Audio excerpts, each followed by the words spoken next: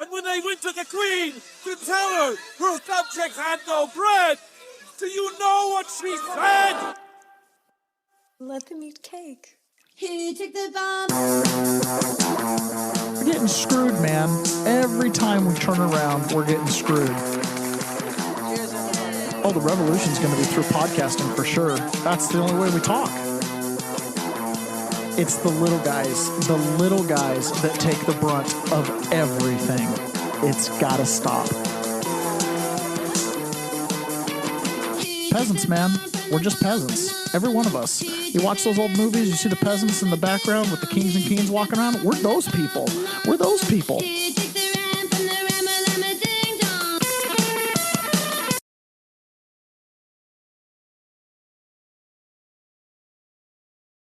Good morning, peasants. Welcome to another episode of the Peasant's Perspective. Hopefully you guys can all hear me. Can I get a sound check in the chat when somebody is able to do that? I can't be 100% positive that you can hear me okay because I don't have sound feedback, right? It's a little different. I'm in my home studio this morning enjoying a cup of coffee in a mug instead of a to-go glass. That's kind of fun. Ron may or may not join us here tonight. Hopefully he gets a chance to, but you know, it is what it is. Sometimes when you're on the road, it's hard to get things working with all the technical difficulties and whatnot. It is a little different for me this morning. I feel a little out of routine because I didn't drive into work.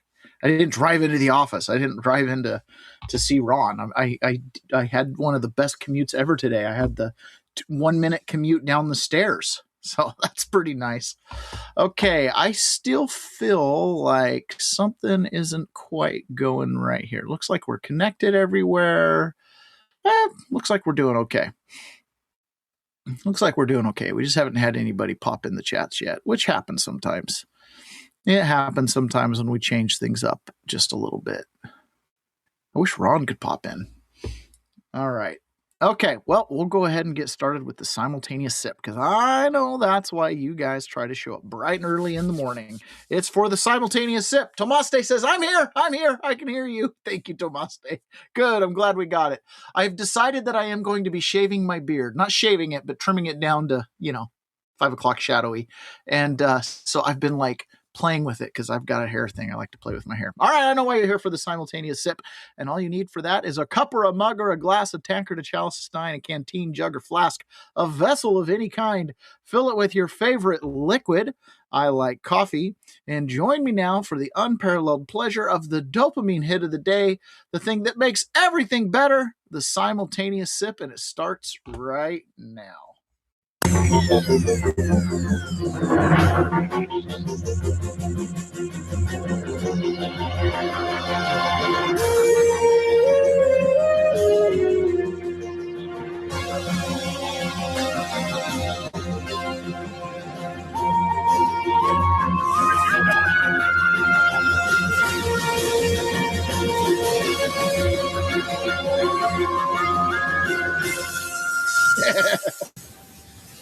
I think that's a fun little cartoon. That's kind of a rendition of the opening of Rick and Morty. By the way, for anybody who wonders, that's a Rick and Morty opening. Whitehouse.gov posted that this week. I actually think Donald Trump has always had a really good team when it comes to memes and videos. I mean, he's obviously got Dan Scavino, and he's had obviously tons of other team members that have been helping him along the years. Let's see what we got here. Ponyboy, good morning. Glad you made it. Frazier, great hot morning in Florida. Well, I'm still wearing a hoodie here. It was raining yesterday here in the Seattle area. My wife keeps doing the whole, I love the weather. It's great. And I'm just like, I'm so done with it, man. I'm so totally done with it. All right. Last week, Donald Trump I think it was Friday night. Friday night, they had the White House Correspondents Dinner. Now, I got to tell you, at least at this White House Correspondents Dinner, we didn't have the drama of a shooting and attempted assassination. So that was a big, big plus that we didn't have that. But the one thing we did have at this was we had a collection of the most infected with TDS people you probably have in the whole country. And because of that, this was the worst audience I have ever seen for Donald Trump. I watched most of Trump's speech, okay? There was a couple minutes where I was like, I'm done. the audience was not clapping or laughing at almost anything Trump said. And some of it was pretty hilarious, right? But you could almost tell they were going out of their way to try to not laugh at his jokes. Well, Donald Trump, in a masterful way, had a joke that was so cutting and so exposing of the kind of leftist lie about transgender stuff.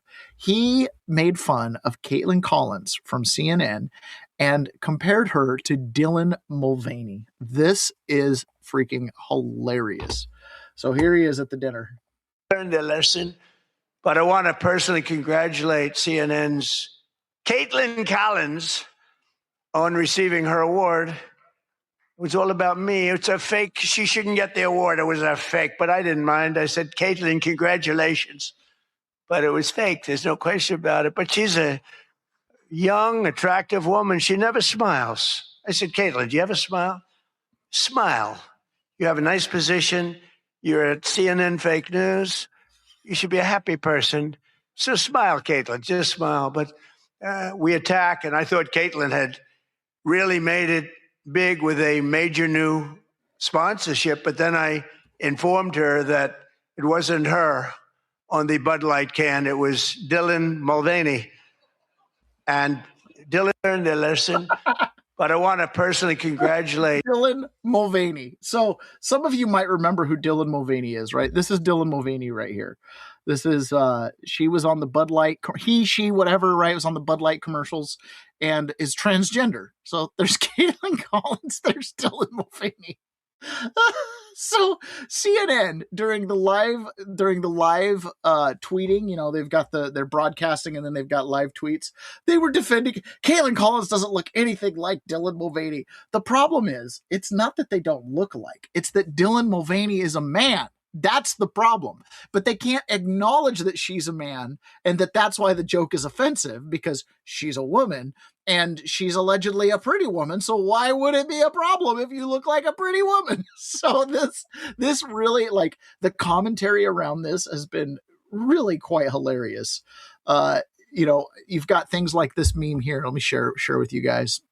We'll just go down in the chats here because they're kind of funny. The comments: Dylan Mulvaney is a beautiful woman. Comparing Caitlin Collins to Dylan Mulvaney is insulting, and it's the legacy media. Oh, you guys aren't seeing it. Let me add it back here to the stage.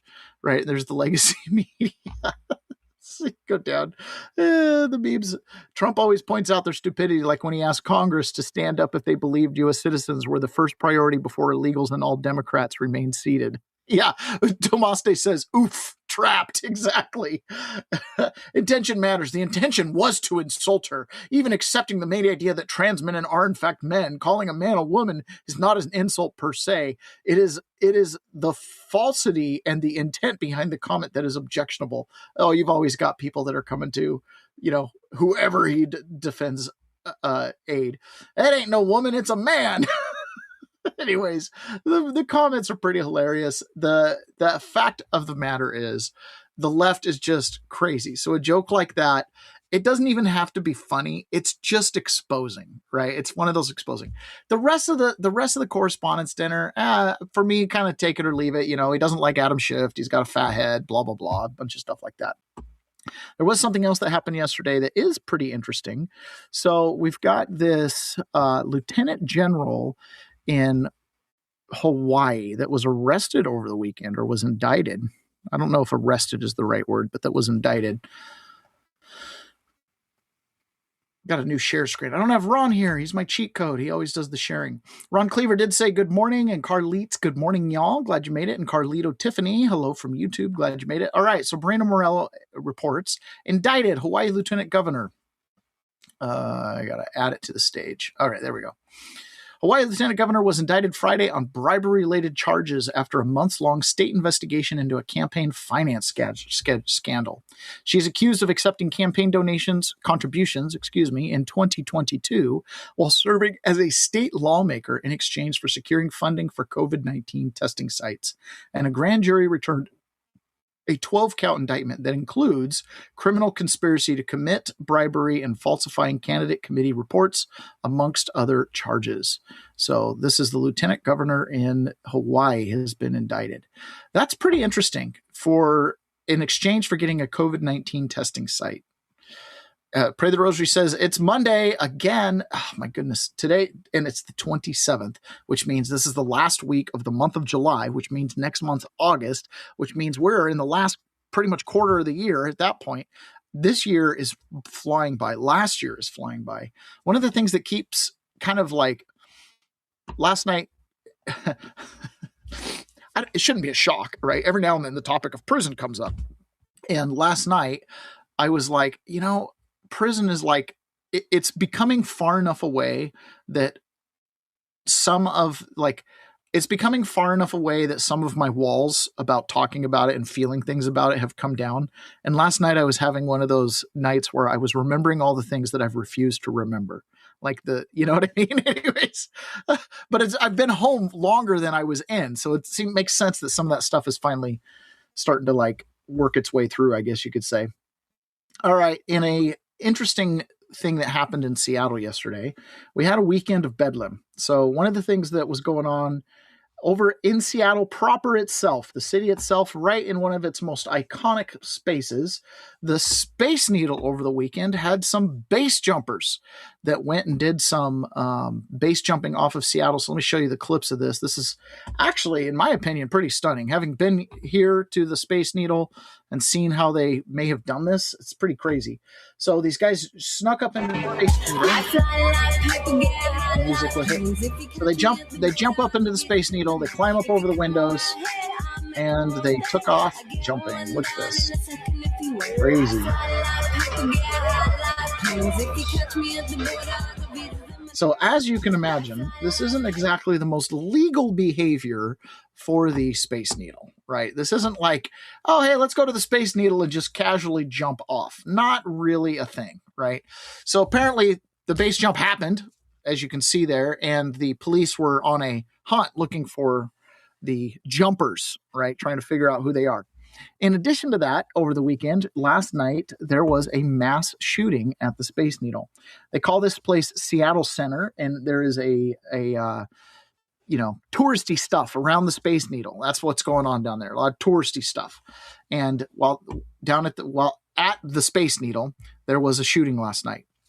So I think confirmed reports are 3 people were killed, 4 were injured after the gunfire. And preliminary reports right now show this was essentially a shootout between 2 people, and then all the victims are bystanders. So it wasn't a, go into a crowd and shoot up the crowd situation. This was a conflict between 2 people that happened inside of a large crowd. And so it's very, very sad. So when it happened last night, obviously there's a lot of images coming off of X. I've got plenty of images of some of the chaos and people running around. And there's even images of one of the people that was shot that's being given care that's on the side of it's just disturbing images. It's not something we want to watch. Well, they were having a press conference last night. So they were working on getting a press conference going. And of course, getting all the people that needed to be a part of that there caused a huge delay. So one of the things that the police said was that they were going to wait for dignitaries, which is really crazy. So let's do this. Let's start out with Fox News breaking news, and then we're going to go to some of the clips from the press conference. And they did. They brought some dignitaries in. Apparently, this is a good moment for some stage time, I guess. All right, here's the breaking news. Meanwhile, the Department of Justice in D.C. taking new steps to protect religious freedom and parental rights, now releasing new guidance and rules across the federal government. So Alex Hogan is live. Totally the wrong clip. Let me go.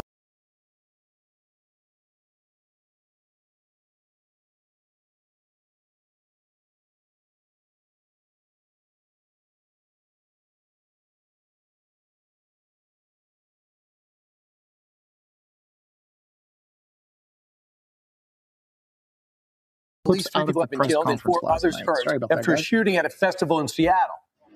Okay, sorry guys, you didn't even get to hear my commentary about that was the wrong video. Here's the right video. this is a new Rumble Studio thing at home. I'm figuring out where all the buttons are. So sorry for the dead time there. On my end, I was getting stuff played. I just hadn't shared it to the live. So, all right, I got it all figured out now. So here's the report from Seattle. So we start with an alert. At least 3 people have been killed and 4 others hurt after a shooting at a festival in Seattle. Thousands of people had gathered there for the annual Bite of Seattle, just a food festival, near the Space Needle when gunshots started ringing out, sending that massive crowd running for cover. Seattle cops say that quote, a young person is now in custody, but they believe 2 shooters were firing at each other, and now a manhunt is underway for the second shooter. Gunshots were heard. We had officers in the area, in the immediate area when these gunshots went off. Officers responded and addressed one of the shooters. That person gave up and was taken into custody. There was another person that we believe that was also involved that fled the scene, and officers began an active search for that person. So 2 of the victims were declared dead at the scene, while a third succumbed to their injuries in the hospital. Officials say the other 4 victims all suffered gunshot wounds with ages ranging from as young as 2 years old to 39. Meanwhile, state leaders say that they are doing everything in their power to assist with this investigation and that federal authorities are now involved. We'll be working through our Human Services Department to figure out what support we can provide to the victims and their family as we learn more about the nature of the violence. The FBI has been in touch, obviously, and we are coordinating across all different levels of government. We're going to continue to work with the mayor, with the governor, to make sure we get whatever federal resources we need here on the ground. Meanwhile, police are asking the public to reach out with any possible information to help their investigation. So that's pretty sad. I mean, obviously, any shooting is going to be sad news. It's kind of interesting. In one weekend, you had base jumpers off of the Space Needle, and then you have this shooting that happens. And it's kind of like, what's going on? I mean, that's just real simple. What's going on? What's going on is you're having a breakdown in law and order in one of our biggest cities, right? You've got people who are more than willing to carry firearms. Now, keep in mind, Seattle's got some pretty stringent firearm rules.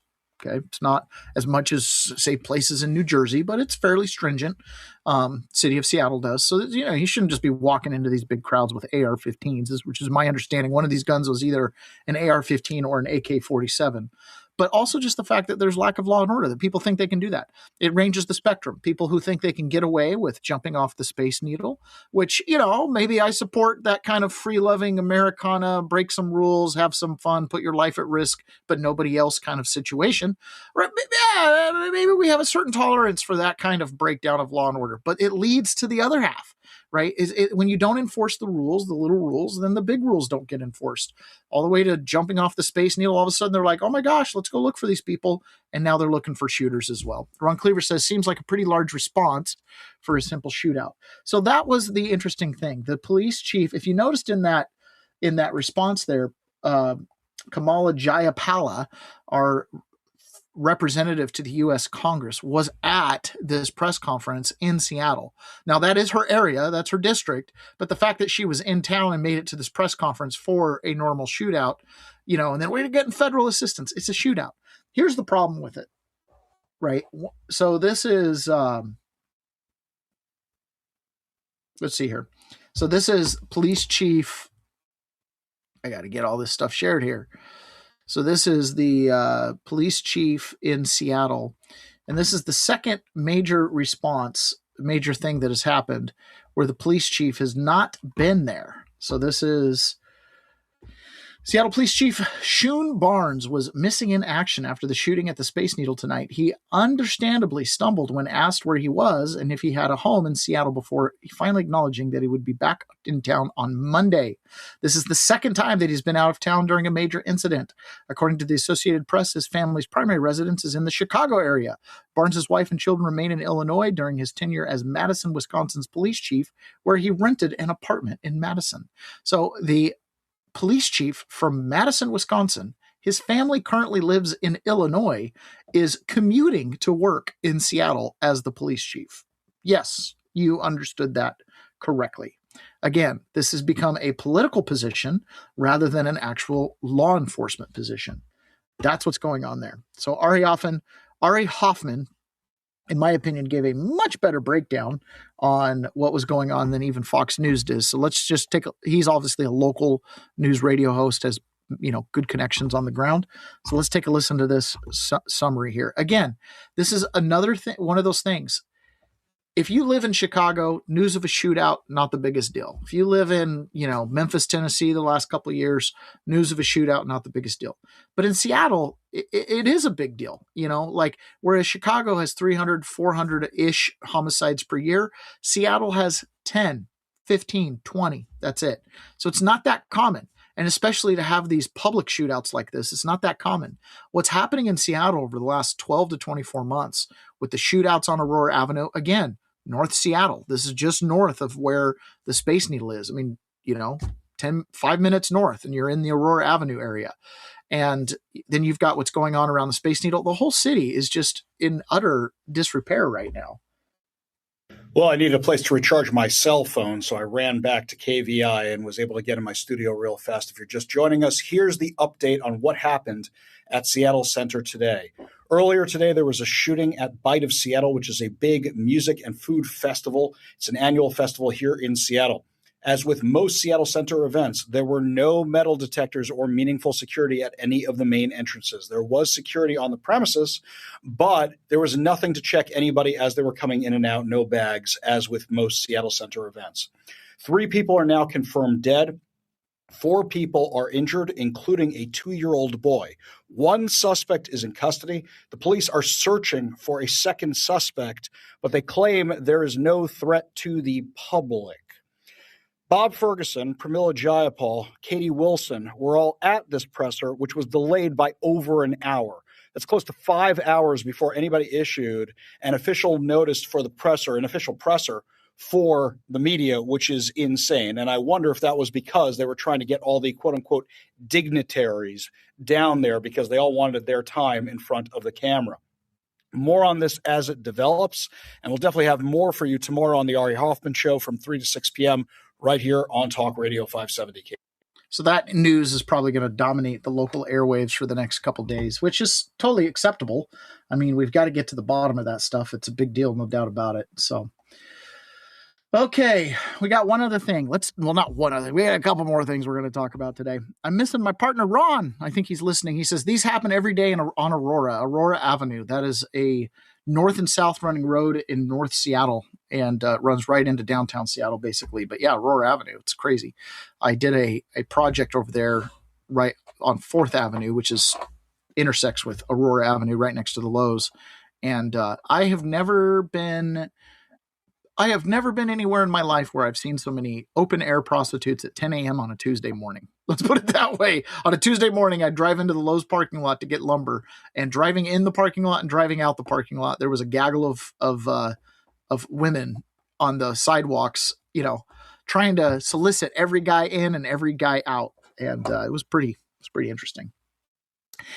Let's just say the best people aren't out on Tuesday at 10 a.m. Let's just put it that way. All right. So how do we flush that out? I'm missing Ron, man. I'm missing Ron. Some of this stuff I think would be really funny with you in studio. We giggle at all kinds of stuff. All right. So this is another Hakeem Jeffries. So let's shift focus and talk about the elections.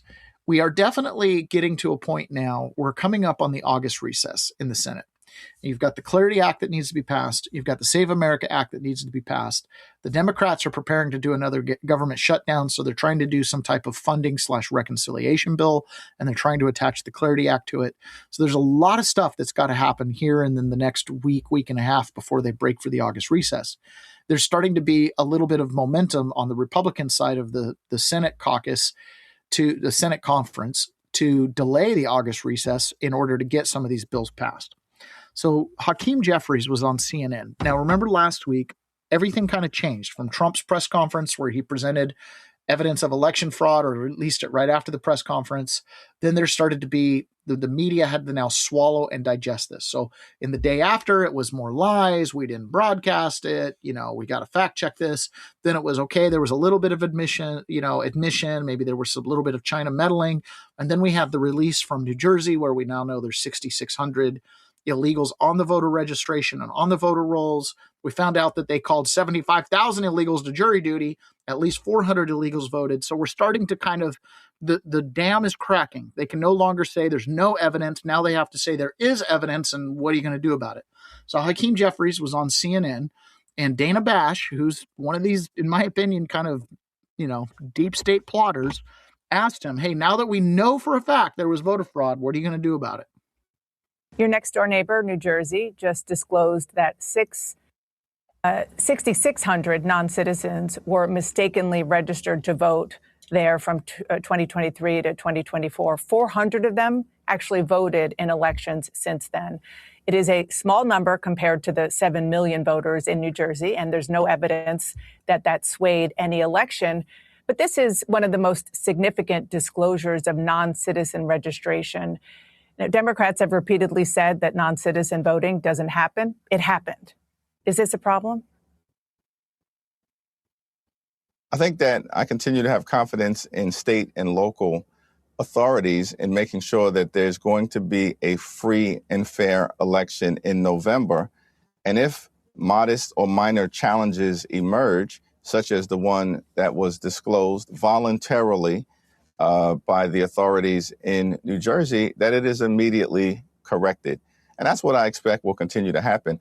Unfortunately, what we've seen from Donald Trump is that in this particular case, Republicans have adopted voter suppression as an electoral strategy because they have failed to actually deliver on making life more affordable for the American people. It was Donald Trump who promised to lower costs on day one.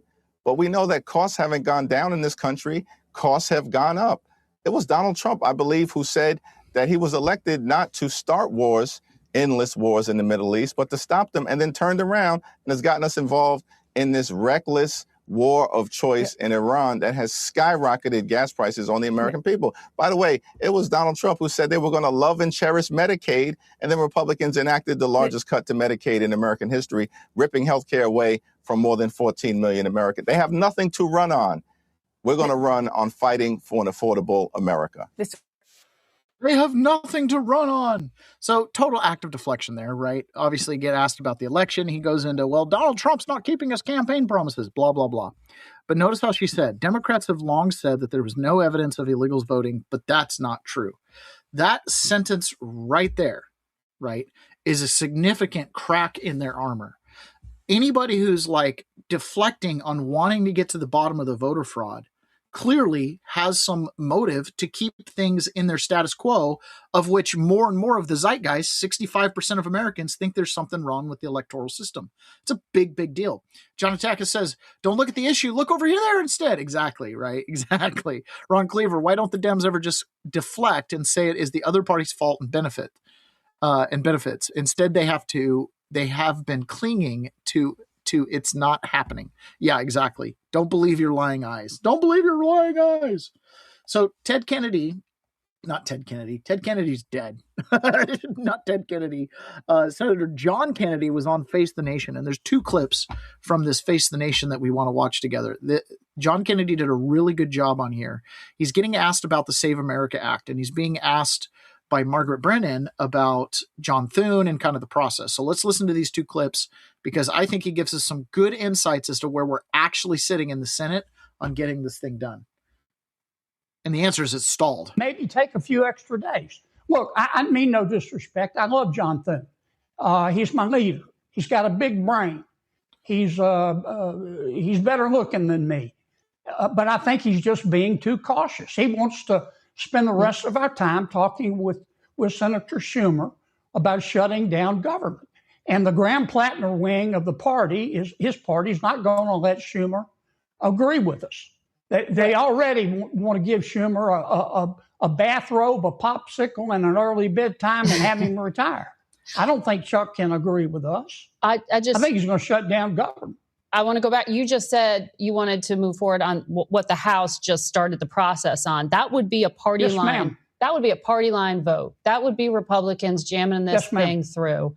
And the SAVE Act, as you know, or even some version of it, is highly partisan, highly controversial. Bigger picture, isn't it going to hurt faith in our election process if a Republican-only policy to change how elections are run is rammed through 100 days? Okay, so she ends with that question. Isn't it going to hurt our belief in elections if it's a Republican-only led election reform bill that gets rammed through Congress at the, quote, last second, right, or close to last second? He has a good response to that. So she's going to repeat the question here, and then he's going to answer that question. Obviously, we have an opinion. Like, fix the elections, right? Let them get fixed, and let the rest of the world get on board with it. But let's listen to this. The SAVE Act, as you know, or even some version of it, is highly partisan, highly controversial. Bigger picture. Isn't it going to hurt faith in our election process if a Republican-only policy to change how elections are run is rammed through 100 days, less than 100 days out from the election? No. In my opinion, for both sides to have credibility in the elections, in our elections, we need to do two things and only two things. Number one, you have to prove you are who you say you are in order to register to vote and to vote. And number two, however you decide to vote, that's up to the states. We need to go back to having an election day, not an election month. We've got to know the results of the election that night or shortly thereafter if it's close. That, to me, is what the SAVE Act is all about. And I think we can pass it. And I think we can craft it in a way to survive a bird bath. Grants, in but other we're words. not going to know if we don't try. Grants, in other words, to states to incentivize, not requirements for states to take action. Yeah, but that's your version. That's not the only thing. I've been contacted by some really smart people about a way to do it in addition to the grants. I'm not saying it'll work, but you're not going to know unless you try. All right. So sounds like they're going to make an effort at trying to get it passed. And it really boils down to what Kennedy said. And he has been really hesitant to criticize John Thune. John Thune's not doing enough. He wants to sit and play patty cake with the Democrats, with Chuck Schumer specifically. So DNI Pulte, right, for the next week or so until they make an official vote on Jay Clayton, DNI Pulte is the director of national intelligence. So on his Twitter page, he posted this this weekend. So let's take a look at this together. Right here, this is declassified by Counsel of the President, Warrington, on July 10th, 2026. So the topic here is China. Cyber activities probably prelude to election espionage. China is probing the presidential campaign for opportunities to tailor collection and gather insight on policy positions on U.S.-China issues. So it goes on to explain that in 2018, cyber Chinese actors, known in the private sector as APT31, have targeted the personal email accounts of senior U.S. leadership, including officials in the executive office of the president and high-ranking officials in multiple executive branch organizations, Congress, and the federal judiciary. So the CIA knew that China was spying on everybody.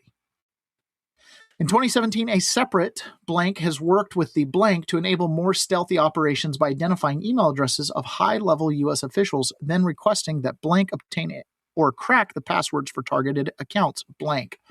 As the 2020 election approaches, the IC has detected Chinese state-sponsored cyber actors targeting the former vice president's presidential campaign. This is Hillary Clinton's campaign. Probably to gather, the former vice president, that would be Joe Biden's. Probably to gather intelligence that could enable future operations.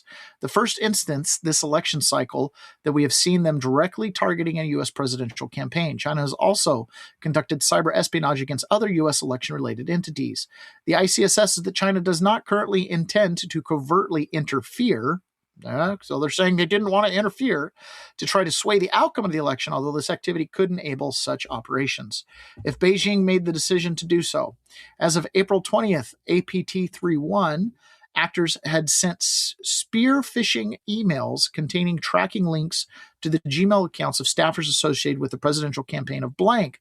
On June 4th, Google announced that APT31 was targeting the campaign. Google and the FBI both briefed campaign officials on cyber operations shortly thereafter. So the thing I find interesting here, I'm very curious about this as of May 20, the spear phishing emails. I wonder if this is the Podesta leaks. I wonder if this is the Podesta emails. So China being obviously deeply involved in our elections, more and more of that information is coming out. John Atakis said, I finished a new book last week. I really enjoyed Kennedy and wish I could vote for him. He also used to be a Dem and changed when they said they left him. Yeah. Pony Boy says, approved by Republicans, by what she fails to mention is that it is bipartisan when it comes to the everyday American. I know, exactly. Most of America approves this bill, both sides. Life is hard. It's even harder if you're stupid should be everyone's mantra. Exactly. All right. Catherine Herridge had a great report that came out this weekend. She interviewed a CIA whistleblower who came out and talked about some of the infiltration and the deep state and just, all these deep state topics that have been coming up. And he said something really interesting in one of the clips that came out here. He said that the deep state is made up of basically intelligence officials and globalists that are just embedded in the system. This is kind of what the conclusion everybody's come to. There's not like an Illuminati cabal so much. There's an ideological cabal, people that share a ideological viewpoint and then kind of all start pulling in the same direction. And in this case, it's resistant to any America First, MAGA policies and Donald Trump in general. That there's globalists who actually think that globalism is a good thing. And of course, this ties into China. Oh, hold on. See, I don't have Ron here where he can just pop on the screen as I go to share it. I have to do my own screen sharing. It's crazy. I need a producer. Here we go. Are you familiar with the whistleblower complaint that was lodged about the suppression of intelligence about China's election activities in 2020? Yes, I'm aware of it. What can you share with us? I don't want to go too much into that specific whistleblower complaint, but I will say that I have spoken to many people who are involved in the COVID origins analysis, people who were both on the operational side and the analytical side. And that is 100% believable because the same sort of things are happening in other topics that touch on China. So, yeah, we had whistleblowers say, they did not want to harm China. What explains the reluctance of the U.S. intelligence community to present evidence that is fact-based and credible about the threat from the Chinese Communist Party?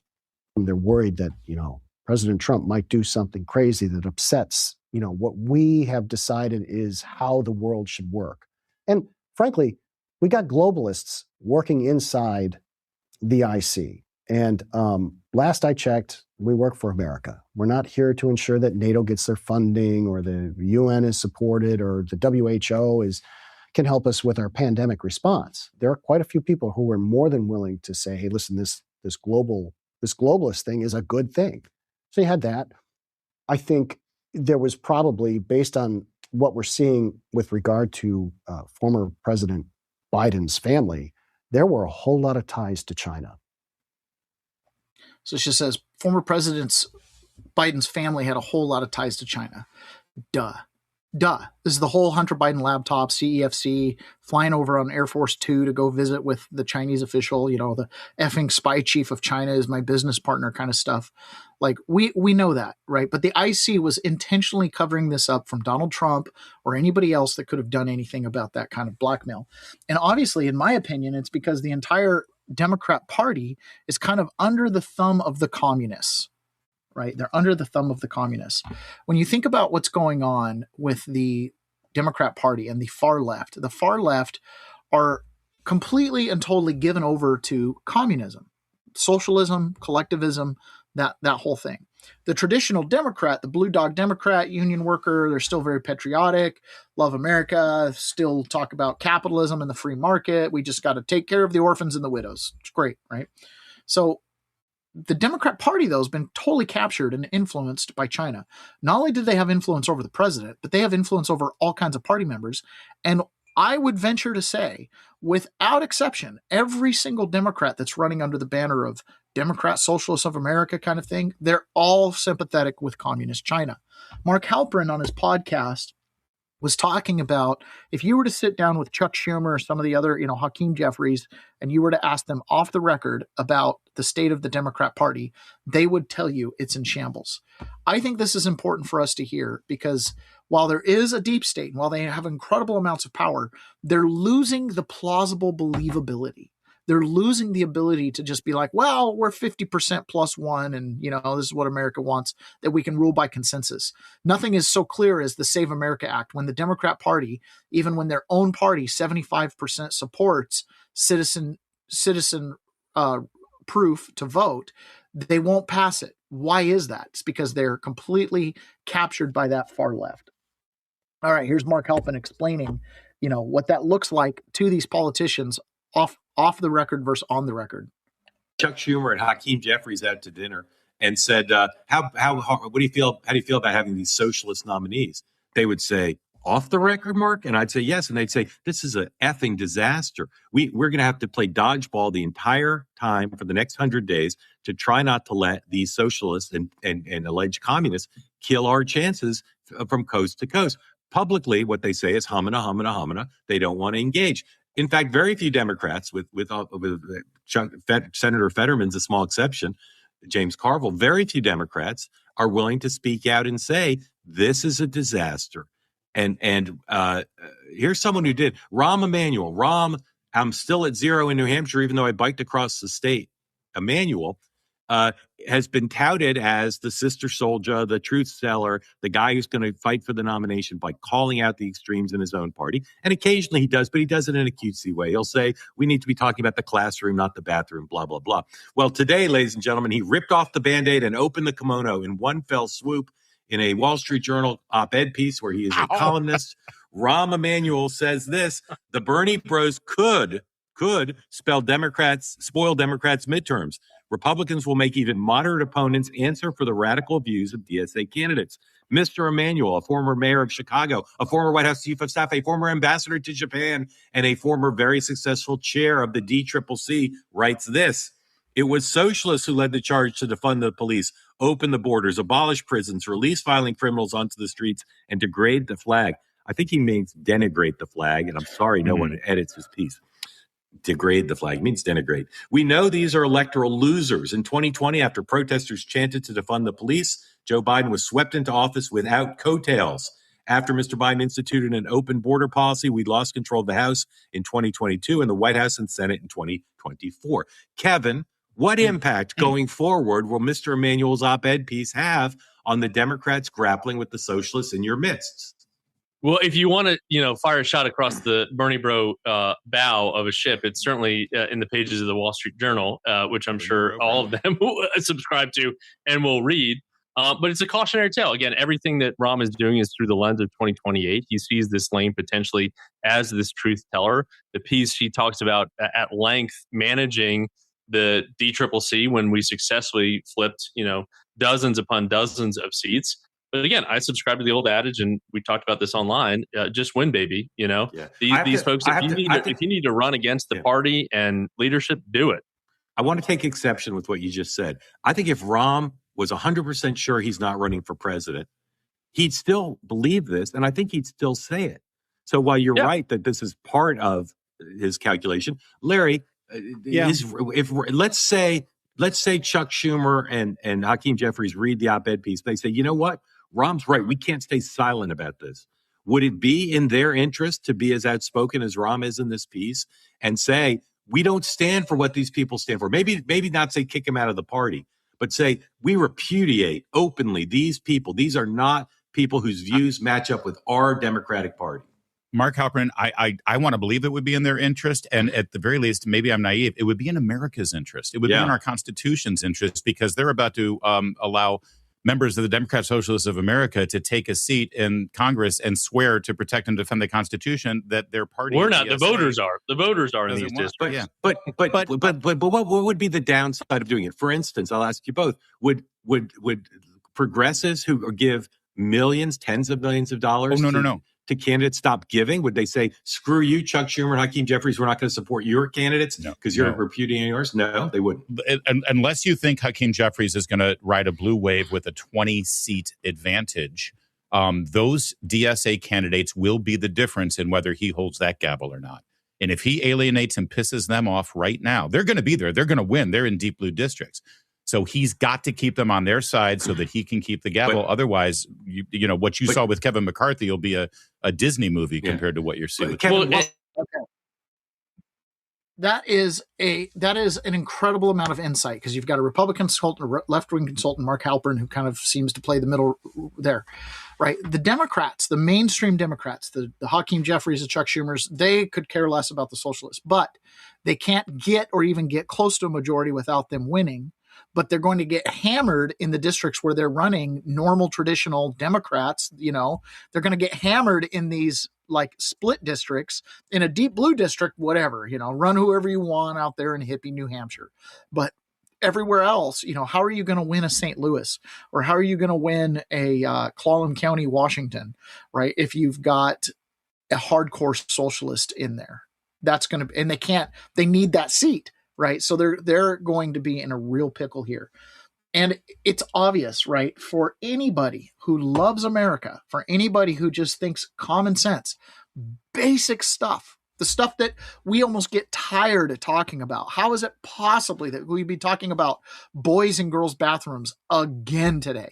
How could we be possibly talking about getting rid of police officers and letting Bedlam run the streets? How could we possibly be talking about that today? How could we possibly be talking about rent controls when prices are running out of control? You know, how could we possibly be talking about opening the border, you know, when we've seen so much destruction around every town, a border town kind of thing going on? How could we possibly be doing that? The Democrat Party has proved itself to kind of be pretty evil. And Alan Dershowitz, who's been a diehard Democrat his whole life, was on with Michael Cohen, who was Donald Trump's fixer, right? Who turned on Donald Trump. So the two of these guys had this little podcast. And I think Dershowitz, he gets it, man. He understands it. The Democratic Party is dead in the water. The problem is they may win this midterm election. And if they do, they will make it harder. And as an old Democrat, I am trying my best to prevent the Democrats from winning the midterms. I want the Republicans to win the midterms. I don't want AOC to be a chairman of the department. I don't want Liz Warren to be the chairman of a committee. I don't want Bernie Sanders to have more power. The only way to do that is to vote Republican. Now, I don't agree with everything in the Republican platform. I'm not happy with some of the policies they have, but you pick between the lesser of the two evils, and there's no question in my mind today, the Democrats are the evil party in America. They are very similar to what we saw in Germany in 1932. Some of them, not all of them. You got a person like Fetterman. If he were the Democratic Party, I'd become a major contributor to the Democratic Party. But he's not the Democratic Party anymore. And he, in fact, said yesterday he would quit the Democratic Party. He himself, senator from Pennsylvania, would quit if they became the anti-Israel party, which they're becoming. They have Trump derangement syndrome. Anything Trump does is wrong. Anything against Trump must be right. That's not in the interests of the American people. And so I'm proud of my leaving the Democratic Party. I'm proud of joining the Republicans. Yeah, I think that's great. He's right. Alan Dershowitz, for years and years and years, I'm still a Democrat, but they're kind of going crazy. But he crossed the line a while back ago. He's like, these people are nuts. These people are out of control. They've lost their liberal values. Right. They've lost their love for free speech. In the name of free speech, they want to censor. In the name of, you know, all that is good and holy, they want to do the very thing that they hate. And so the fact that he's recognized that is pretty good. Back to that Catherine Herridge interview. This is the CIA whistleblower talking more about this, quote, shadow government. What is the shadow government? If you remember in the releases that Donald Trump put out after that speech a couple weeks ago, or a week and a half ago, on Thursday, 2 Thursdays ago. In that speech, there was a series of text messages that was released where one of the FBI agents said, I'm running a shadow government across the FBI, right? She's like, I'm running, or the FBI, I and the FBI are running a shadow government across all these departments. They wanted all election challenges and claims to come directly to them so they could debunk them before they got investigations and legs under them. The whole thing was just wildly corrupt. So they're addressing that. And he's talking about what he thinks that really is. What is that shadow government? Add it to the stage. All right, here we go. These records got a lot of attention. They were instant messages sent by a senior FBI official, Nikki Flores, and she talks about running a shadow government across the FBI at this point. Is there a shadow government? I don't know if people say I'm part of the, like wearing their shadow government t-shirts in the building where they're like, I'm part of the shadow government. But there's certainly people who believe that they are the adults in the room and they're here to make sure that, you know, the political leaders that are in charge, we can't let them do anything too crazy. You know, we're here to make sure we temper their worst tendencies. Thank you. I think that in effect, what you have are people who act as a shadow government, whether they know they're doing it or not. Also in this instant message, it says that all election-related IIRs, these are intelligence reports, must come through FBI headquarters. Does this show that there was an effort to keep all of this election information on a close hold so that they could control it? Yeah, of course. In my opinion, that's exactly what that means. If they're trying to get a handle on every single report that comes in and centrally locate it, okay, there might be some reason why you want to do that, but it sure doesn't look good. Not if you're over there also saying, hey, man, I'm part of the shadow government. When you're trying to centralize all the information about voting, you know, there might be some random justification for that, but not one that includes, I'm running a shadow government. I think that's pretty good. That's what's going on, right? People who just think they're the adults in the rooms, people who are committed to globalism. This is a huge, huge problem, right? Choices have consequences. One of the things I discovered when I got my political science degree was this concept of blowback. Anytime we talk about covert operations, CIA, or any of these, you know, winning the hearts and minds of the people, or any of these shadow covert actions that happen, this concept of blowback, that you do something and then there's going to be a natural reaction to it. But the thing you did that causes the reaction is undisclosed, right? So you have a secret Navy SEAL operation, which kills a warlord, which then sets off a civil war. And then we look at it and we go, oh my gosh, there's a civil war that broke out, not knowing that we caused the civil war by pulling the grenade pin, by killing warlord X, right? That's blowback. So then we have to deal with the civil war. Many, many people could make the argument that Iran was blowback from overthrowing the Shah in 1978 or 79 and installing the Ayatollah, that we kind of backed him because we thought it would be better for the oil enterprises. And now here we are 47 years later experiencing the blowback of that decision. You could say the same thing about Iraq, right? We propped up Saddam Hussein in the 80s and early 90s. We sold them weapons. Why? Because they were in the third largest war of the last century, the Iran-Iraq 7-year war.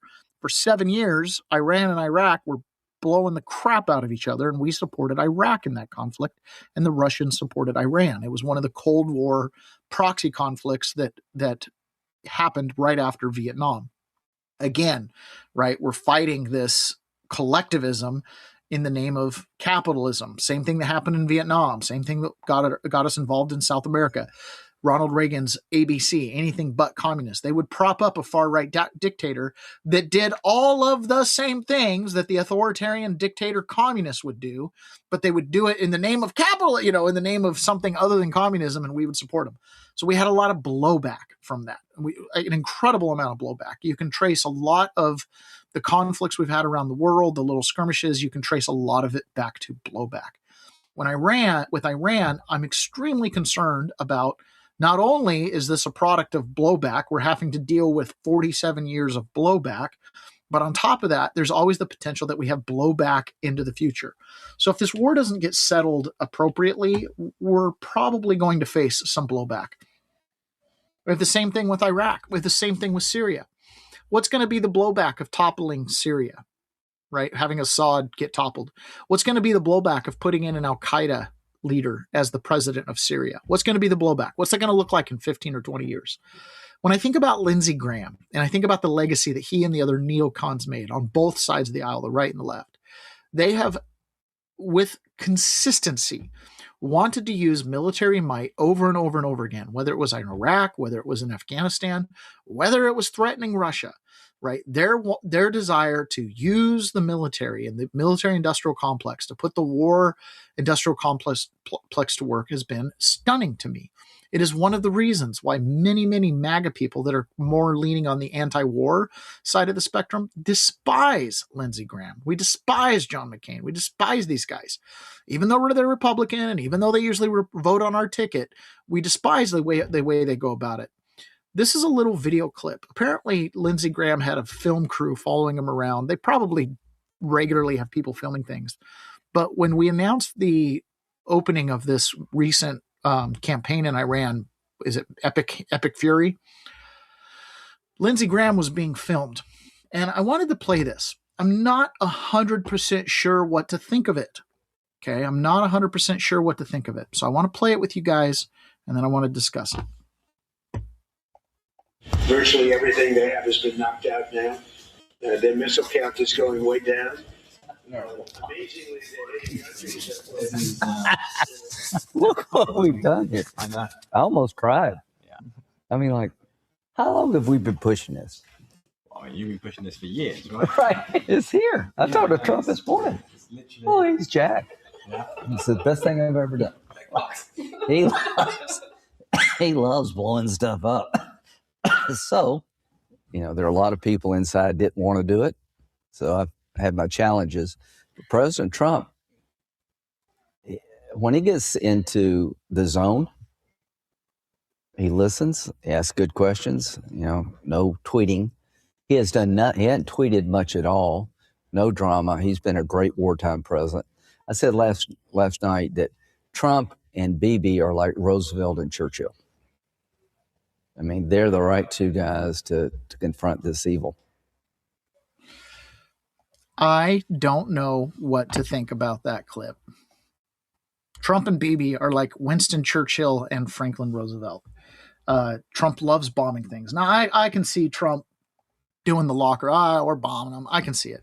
Ron Cleaver says, wow, looks pretty thrilled. Yeah. When Lindsey Graham says, look how long we've been pushing for this. This is the Alex Jones conspiracy, right? For years and years and years. I remember back in 2005, he's standing outside of the Bilderberg group in Canada being like, they're going to go to war with Iran this year. That's what they're discussing. The globalists have always wanted to go to war with Iran. So the reason I played that clip after the Catherine Herridge thing, right? Iran has been a problem for globalists, even though in my opinion, it's been a tool for globalists, an off-books balance sheet, right? But they've also been a problem for Iran because they cause all kinds of, chaos. And it'd be nice if they could just launder the money from Iran without the terrorism. So they've been a problem for the globalists and they've been a problem for the nationalists, both. Everybody that has had a problem with Iran. But what are the consequences of going in there? Iran, Lindsey Graham, does not have a good track record when it comes to assessing war. Okay. I mean, this is a guy who's like, we'll be in and out of Iraq. We were there for 20 years. We'll be in and out of Afghanistan. We were there for 20 years, right? This is not someone who has a good track record of nation building and diplomacy and stuff like that. So it makes me nervous. I have a right to be nervous, right? We're going to war with a major power that's propped up by Russia and China. It makes me nervous. I hope Trump has a plan. I think he'll see it through. I do believe he's the right guy. I do think Iran had to be dealt with. But when I see clips like that and I see Lindsey Graham kind of over the moon acting like it's some personal achievement, some merit badge he gets as a senator, it makes me nervous. And I think you guys would probably feel the same way. As Ron Cleaver says, he looks pretty thrilled. Yeah, he's pretty thrilled. There was something a little disturbing about his female staffer smiling when he was talking about the bombing started or whatever. It's like, there are people dying right now. That was a little hard for me. So the other thing we talked about last week, towards the end of the week, was there's a new initiative with the Department of Transportation to take military veterans to allow them to get their CDL licenses rapidly so they can get on the road and start trucking. This is a pretty significant thing because obviously illegal immigrants have taken a lot of trucking jobs. There's a couple things that have happened. There was a Supreme Court decision that told distribution companies, so companies that broker to owner operators and to other fleets their loads, that the broker would share liability or would be liable when their drivers, so the people that they broker the loads to, are illegal, haven't kept up on their inspections, their trucks get put out of service, basically all the stuff that happens to them, the deaths and accidents they cause, the brokers, the ones who simply, broker the loads, will be responsible. So these guys broker millions of loads a year, and they're turning to carriers and they're saying, hey, Swift, or, there's a couple other DOT or DAT, I can't remember the name, but some of these companies that just hire new truckers all the time. We're like, hey, we got to have legal truckers. We got to have ones that can speak English. We got to have ones with good track records. It's causing a lot of trucks to go down. And then, of course, you've got the English proficiency standards, which have been implemented, I believe, nationwide. I'm sure there's some states that are not asking drivers if they speak English. All kinds of stuff is happening. So the truckers, we're already behind the 8 ball when it comes to truckers on the road and how much we need them. But at the same time, you got to deport a lot of them. A lot of them aren't going to be allowed to work. So last week, the Department of Transportation, through an executive order, made it so that service members who have driven trucks in the military can get their CDLs and get put out on the road. This is interesting to me. When you're talking about the economy as a whole, there's a couple bottlenecks. One of them is transportation, right? Trains and trucks, critically important. You don't understand, to get your Amazon overnight shipping, all that stuff has to be distributed to a truck. You want to go to see full shelves at Walmart? Trucking and trains are a huge part of that. So the fact that they're addressing trucking, and they're addressing it in this way with a propaganda video that looks like you're enrolling in the military, just tells me how important this is and how good the Trump administration is into trying to put this into motion. I can think of a couple veterans who would probably qualify for a CDL through this kind of new program or whatever they want to call this, that could take advantage of this. Are you a veteran and not an illegal alien? Hey. Did you drive things like this? Or this? Maybe even this? You drove the toughest roads on Earth, defending our freedoms. Stick around. Why not get paid to drive on ours? You show me a pay stub for $72,000 and I quit my job right now. How about 6 figures? Become a freedom hauler. You ever think about that? I like it. We like it too. It's a real blessing. And we're blowing up fraud. We want you on the front lines. Your road, your rules. Make your own hours, your schedule. You sure about that? Oh, we're sure. Keep talking. Did I mention medical benefits and sign-on bonuses? Training costs are completely covered for veterans because our heroes treat safety like a mission and rack up more miles doing it. Best part, you'll be on the road in a few weeks. It's happening! Everybody stay calm! What are you waiting for? You can do it! Your next mission deploys now. Freedom Haulers 250. That's pretty fun. They did it, get on the front lines. Why? Because we're in an economic war, right? Get on the front lines. What a good commercial. I just think that's positive. I think getting veterans working is great. I think getting illegals off the road is good. Hard to argue with those two. It's common sense. Ron Cleaver says the patent imagery. That's really nice. That's awesome. If you can drive an 18-wheeler and Humvee in the Army, you can drive trucks for America, says Carlitos. Ron Cleaver says, nice and freedom. Yes, absolutely. So this weekend, I actually watched quite a few clips from Elon Musk. And, Elon's got tons of clips out there. And so sometimes old ones circulate. I don't know exactly when this one showed up, but I thought this one was really good. He's again, kind of talking as a futurist. What does the future look like? And for me, I think there's a little bit of a challenge here with Elon, who clearly in my opinion, clearly knows more than we do about supply chains and what's possible with robotics and AI and things like that. But at the same time, I feel like because he's on the front edge of all this tech and development, that he's probably he's miscalculating the time frame that some things are going to happen. But at the same time, he's probably right about what will happen. So, and I think that one of the things that Elon Musk struggles with in his understanding and projection into the future is the concept of money. Not everybody doesn't care about money. Okay. Not everybody will work without reward.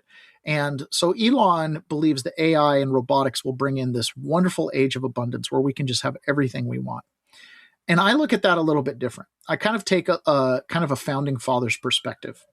And that is that you can never actually have a successful society that doesn't have solid weights and measures. And one of those solid weights and measures has to be money. Your time and energy has to be able to be measured, and you have to be able to reap the fruit of your labor.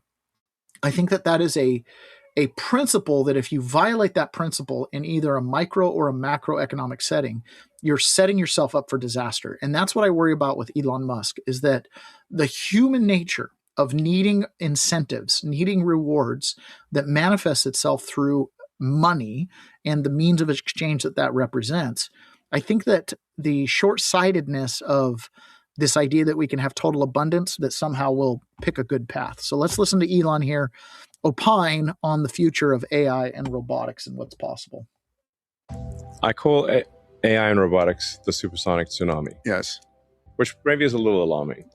I think it's good. It's good. Well, because the world needs a wake-up call. Right? Yeah. This is important for folks to grok, because I don't want to leave people depressed.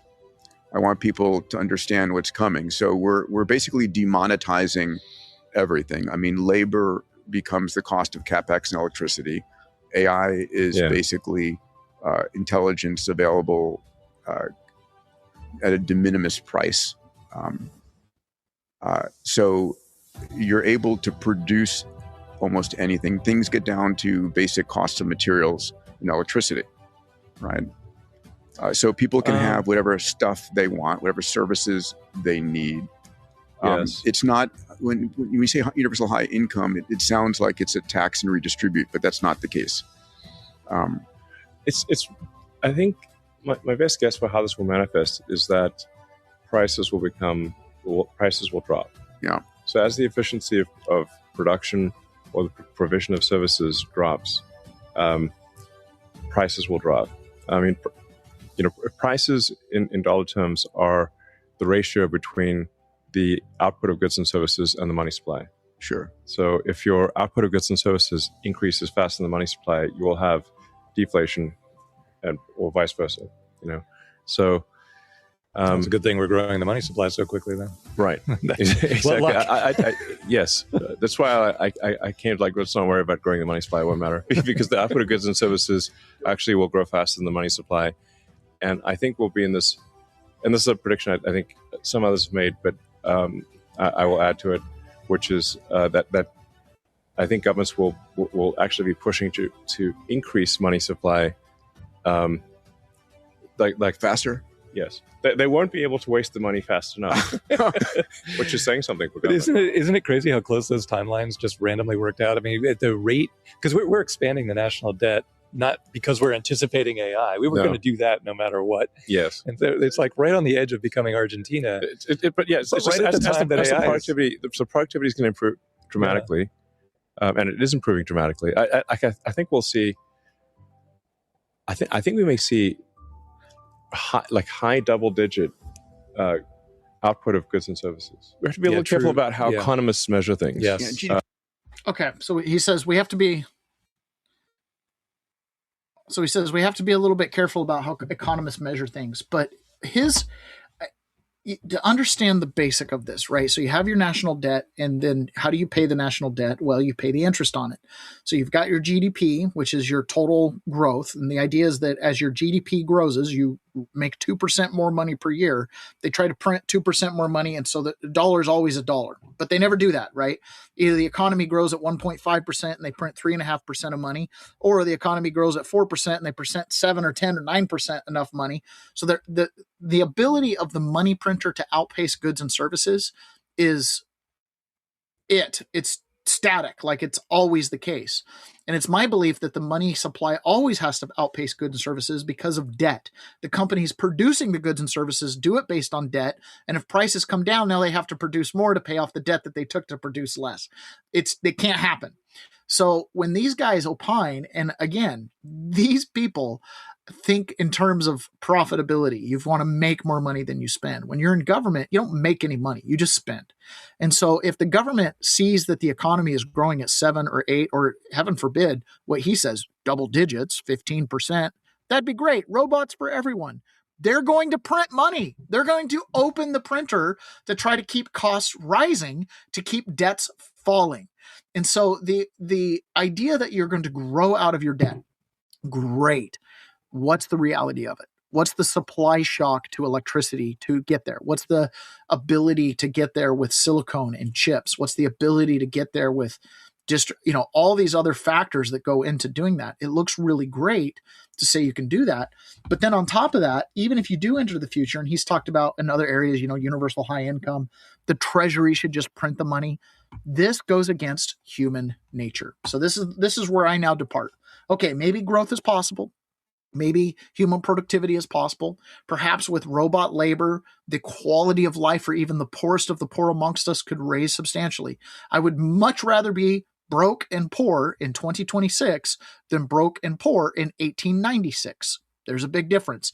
Even 1996, I'd rather be broke and poor in 2026 than 1996, right? Just going back 30 years. The social safety net has expanded immensely. The burden on society has expanded immensely. And it would be easy, and probably will happen, that the Treasury will cut checks. But what do we know? No matter what the productivity is, if you're cutting checks, you're diluting the value of money. That is the wrong kind of deflation, right? It's the deflation that is self-defeating, because eventually everybody will have a robot, just like cars. Eventually, everybody had a car, and then new cars are just replacement cars. They're not, everybody gets their first one. That's when you see those exponential growth. There'll be exponential growth, but once everybody's got an AI agent, and once every business has AI, and once everybody's got, their stuff, the robot in their kitchen making dinner, you're not going to see that kind of growth. And at that point, that's where the debt catches up. It has to fail. It's like, even if you can grow out of it, all you can do is grow out of it for a season. So what's the solution, Tomaste? The solution is Bitcoin. So Bitcoin right now is trading at a really significant discount from its all-time high, which is excellent. So let's listen to one of these. Let's see. Her name is, she's from Morgan Stanley. She's one of their big wig investment advisors that does like strategic planning and directions. Well, she did a little interview talking about where they plan on Bitcoin going. And I think that this is the other part. The only counterbalance to AI and cost depreciation, right, deflation, is Bitcoin. It's the natural solution.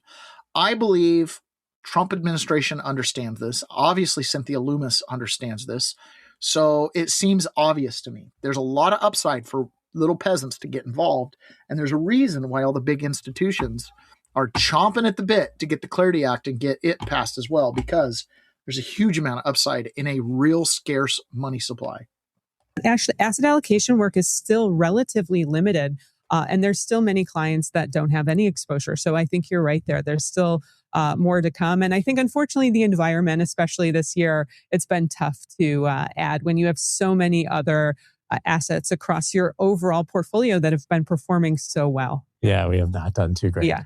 That's right. So you're saying that I've heard it anecdotally so many times. Why would I hold this thing if I can just put my money in AI? To me, that seems like an AI top signal and the crypto bottom signal, honestly. But that's right. Well, and I always say, although some people will say, even if we were at 80, it would be better than where we are today. It's really hard to build when we're over 100,000 Bitcoin price. It just has, there's a ton of pressure. There's such an urgency to get out there. I mean, you know it better than anyone. The momentum on the way up when we get into some of those big numbers is just so rip-roaring. And then when we get down to some of these lows in the Bitcoin cycles, it gets pretty bearish and pretty dire. I find. So what she's saying there is come back on stage. So what she's saying there, right, is when prices are high, over $100,000 on Bitcoin, the intensity around Bitcoin is so high that it's actually hard to develop anything around it. Whereas when the price comes down, the pressure comes off and they can develop. So they've been developing. And I think that's the thing. Morgan Stanley, Fidelity, Charles Schwab, BlackRock, Strive, MSTR. There's a whole bunch of asset managers and fund managers that on the way down, they've been building, right, their Bitcoin products. And a lot of them have launched those products. Obviously, BlackRock had the number one ETF launch ever in the history of BlackRock that was a Bitcoin ETF. So these products are being built, and as the price rebounds and as things go back up, and especially if the Clarity Act gets passed, now everything can go onto, crypto rails, so to speak, blockchain and whatnot, which becomes interoperable. They're going to build on top of Bitcoin in a big way. It's a huge, huge thing. In the Democrat world, the socialist left world, they do not want Bitcoin because it's decentralized. Its very nature is antithetical to their way of government. Okay, it's antithetical to their way of government. They will say things, especially right now as the Clarity Act is on the verge of having enough support to get passed. The Democrats have started to put up a wall. They have started to say things that aren't really true, okay, but they have the plausible believability. One of the things Donald Trump did in 2019 and 2022, I believe, he and Melania both launched cryptocurrency coins and their names, the Melania coin and the Trump coin or whatever it was. These are what we call cryptocurrency pump and dumps, right? Hey, I'm launching a coin. You can invest in the brand. People invested in the brand. I think my dad has some Trump coins. You pay a couple dollars a coin, and who's selling the coins? Trump is or Melania is. They get most of that money, and then nobody wants to buy any more coins. Once everybody's bought their crypto coin, they've basically just given Trump or Melania all that money. So their recent disclosure showed that they made over $1 billion on those pump and dump schemes. Those coins aren't worth anything now. They're not trading for nothing, right?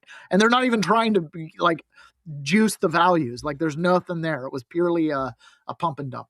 Well, this is a bad look. Anybody who looks at it can admit it. And that type of crypto scam is what we really want to avoid. If the Clarity Act could accomplish one thing, it would be to make it so that those pump and dump schemes don't happen. I mean, it's theft, really.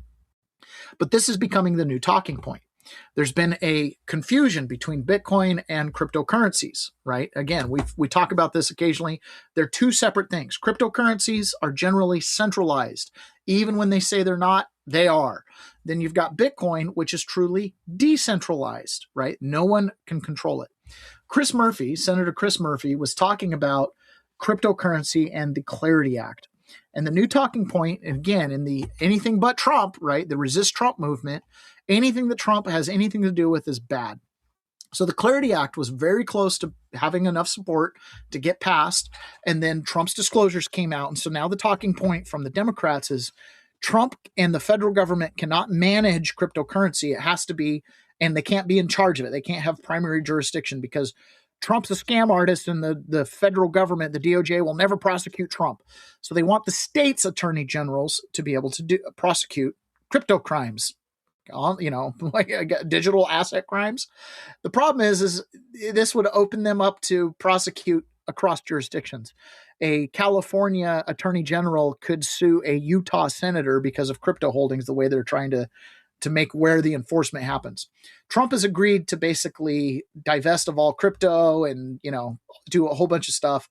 And there's an amendment to the Clarity Act that is going to make it so that nobody in federal office, congressmen, judicial bench, executive branch heads, they can't have crypto holdings or any influence in any kind of crypto business up until 2030. Seems fair enough. Okay. But nonetheless, the Democrats are now using this as their talking point that Trump can't regulate crypto because he's too big of a crypto holder. So here's Chris Murphy saying that.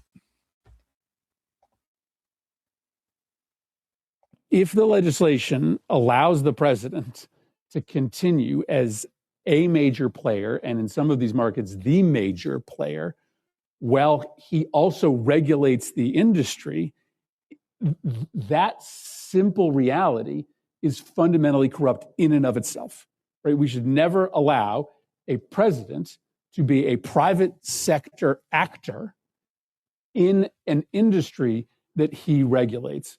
And of course, the Slaughter decision makes this even more of a red alarm moment, because Slaughter says that the president has the power, even when Congress says you can't fire somebody unless it's for cause, to get rid of regulators and replace them at will.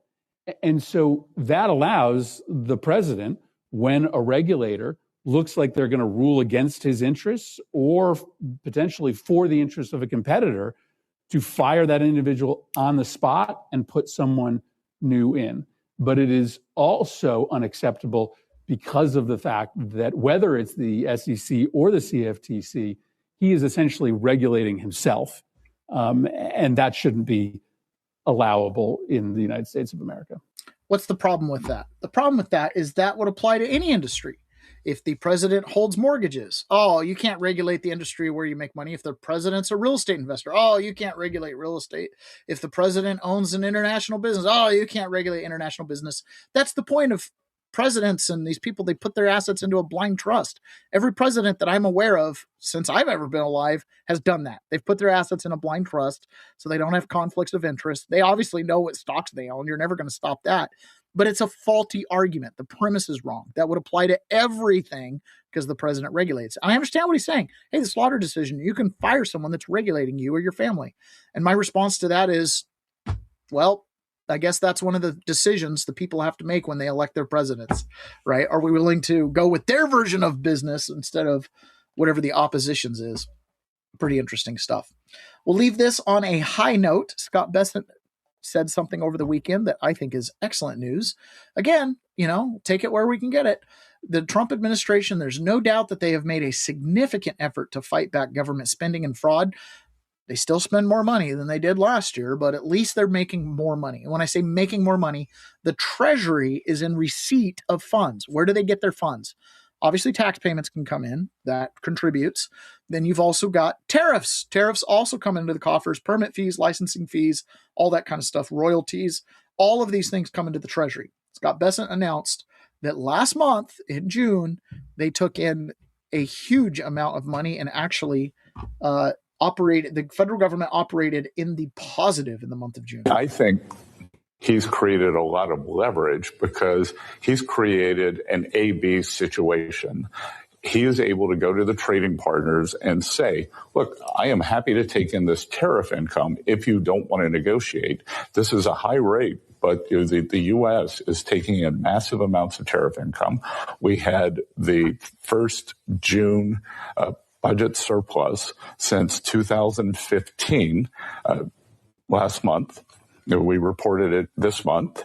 And so we are taking in substantial income. So President Trump is creating this leverage by saying, if you don't want to negotiate with me, I've sent you a letter with a high rate. Have at the high rate or come and negotiate in better fashion. Because I'll tell you what was fascinating for me, and this was President Trump at his best, was the Indonesians came with what I thought was a very good offer out of the blocks. President Trump kept pushing them. He raised the reciprocal rate when he sent them the letter, and 5 iterations later, the Indonesian trade deal was greatly improved, turned into a great deal for both sides. That's pretty good. I like that. More money in the Treasury in June than since 2015. They operated in the black. That's actually really impressive for the U.S. government, unfortunately. Oh, we got 1 month. We didn't lose money. Oh, my goodness. That's really good, though. But Trump is masterful at using power and leverage. No doubt about it. So, all right, guys, that's it. That's all I got for today. It was an interesting weekend. Lots of different news stories. And this week should be interesting. We're supposed to be getting some more disclosures as Polte heads out the door. And should be a very interesting week as we move into the August recess. There's going to be a lot of pressure on the Save America Act and the Clarity Act. Both are coming into the last week and a half where they can get voted on without some change to regular order. So, all right, guys, we will talk to you again tomorrow. Bye. No outro today. I got to upload it onto this new Rumble Studio. Bye, guys.